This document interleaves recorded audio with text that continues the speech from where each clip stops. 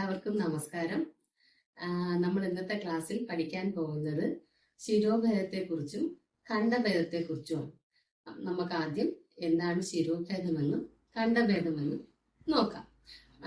ശിരോഭേദം എന്ന് വെച്ചാൽ നമ്മൾ നൃത്തത്തിൽ ഉപയോഗിക്കുന്ന നമ്മുടെ തലയുടെ ചലനത്തെയാണ് ശിരോഭേദം എന്ന് പറയുന്നത്.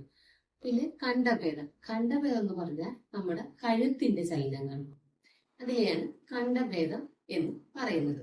ഇനി ശിരോഭേദം എങ്ങനെയാണ് ചെയ്യുന്നതെന്ന് നമുക്ക് നോക്കാം. ഓക്കെ,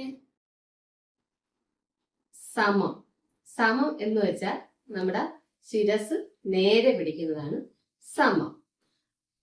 ഉദ്വാഹിതം, ശിരസ് മുകളിലേക്ക്. അധോമുഖം, താഴേക്ക്. ആലോലിതം, വട്ടത്തിൽ തല ചുറ്റിക്കുന്നു. ദ്രുതം, വേണ്ടാന്ന് നമ്മൾ ചെറുതായിട്ട് കാണിക്കുന്നു.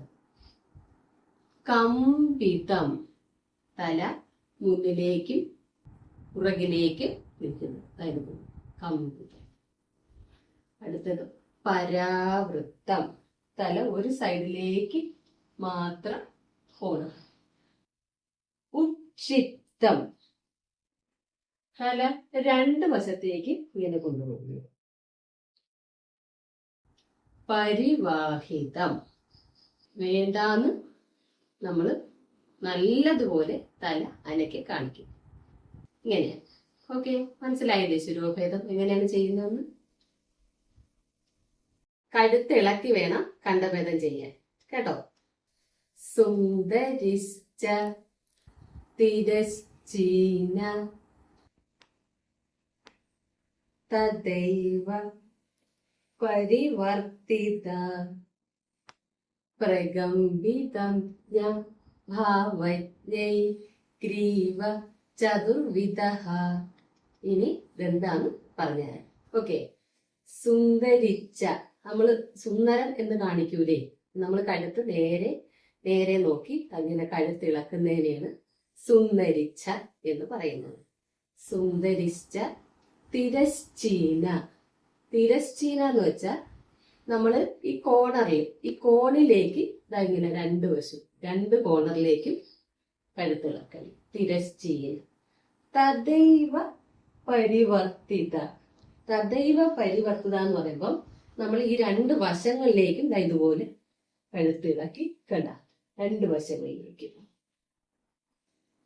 ഇനി പ്രകമ്പിതം വെച്ചാൽ മുമ്പിലേക്കും ബാക്കിലേക്കും ഇങ്ങനെ കഴുത്തിളക്കണം. മുന്നിലോട്ടും പോണം, ബാക്കിലോട്ടും പോകണം. അങ്ങനെ ഖണ്ഡഭേദം 4 വിധമുണ്ടെന്ന്.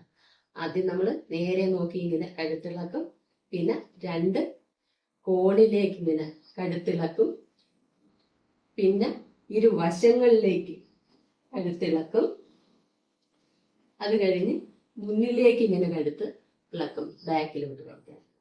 ഇങ്ങനെയാണ് ഖണ്ഡഭേദം ചെയ്യുന്നത്.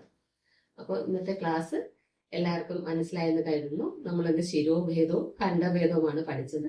നല്ലതുപോലെ ക്ലാസ്സിൽ തന്നെ പഠിക്കുക. ഓക്കെ.